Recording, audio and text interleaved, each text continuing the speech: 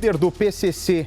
E você vai ver agora a reportagem exclusiva que Percival de Souza fez para o Cidade Alerta, onde ele conversou com a juíza desembargadora que mandou prender e ficou cara a cara com Marcola. Veja só. Mortes misteriosas. Operações.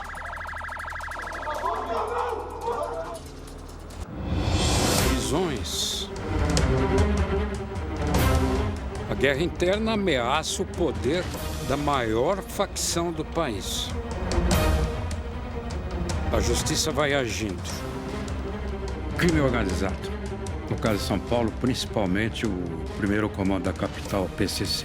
O olho do judiciário para o crime organizado, como está? Então, o olho do judiciário para o crime organizado mudou muito. O Brasil só em 2013 é que foi tipificar o que é uma organização criminosa.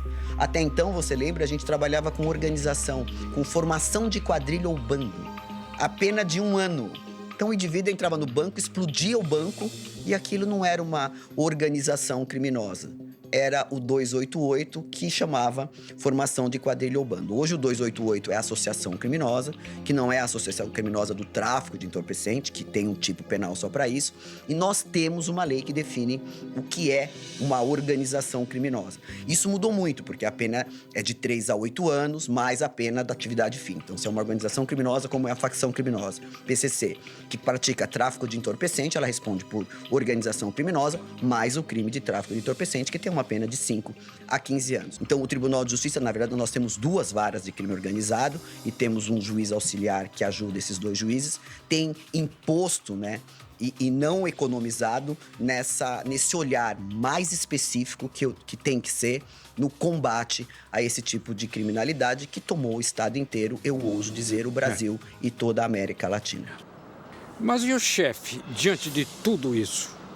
Como está Marcola depois de uma tentativa frustrada de fuga no começo do ano?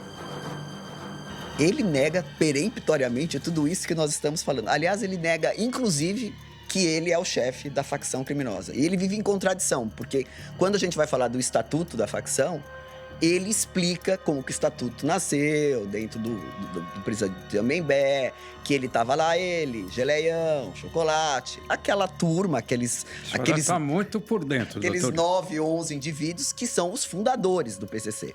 Então, naquela época, ele até assume que ele foi fundador. Mas hoje você conversa em autos com o Marcola, ele nega peremptoriamente. A desembargadora Ivana Davi, a primeira juíza a decretar a prisão do chefe do PCC, esteve frente a frente com Marcola. Ele é muito educado, ele é um preso diferenciado. Ele fala direitinho, olha nos seus olhos, é um preso que não desafia a justiça.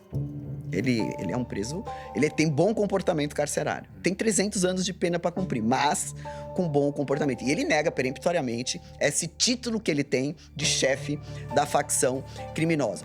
E é um preso considerado até... Porque a gente que é um pouco mais experiente, digamos aqui, sabemos que o Marcola, ele já praticava rouba-banco. Ele com 16, 17 anos já praticava crime. Já vivia dentro da casa de detenção. E foi depois da rebelião do Carandiru é que eles foram transferidos para o Tremembé e lá, né, fundaram a tal da facção. Os membros do PCC vão se reinventando para não perder o poder. Até cursos universitários são bancados com dinheiro da facção. Tudo na tentativa de buscar brechas na lei que facilitem a ação do grupo. Eu vejo pelos documentos distribuídos e elaborados pelo PCC, a maioria desses documentos é muito bem redigida. Então não me parece que exatamente o presidiário seja o autor do texto. O que a senhora acha disso? Tem mais alguém nesse povo de tentáculos por toda parte? Tem. Quando a gente fala de uma facção criminosa como é o primeiro comando da capital, nós temos 53 facções criminosas no país.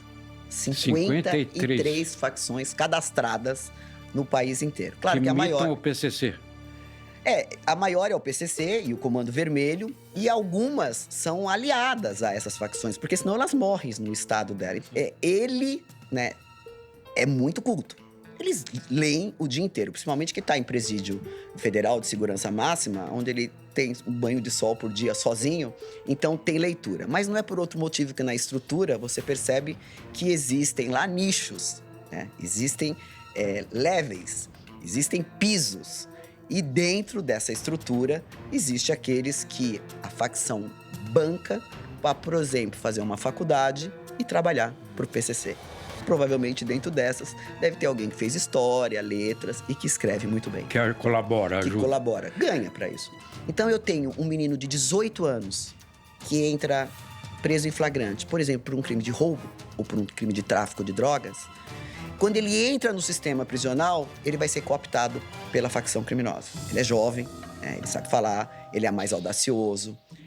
O crime gera um glamour, você sabe que gera. Se do crime você tem moto, você tem tênis da moda. A hora que ele cumprir a pena dele e sair, ele vai ser soldado do crime. E isso se retroalimenta.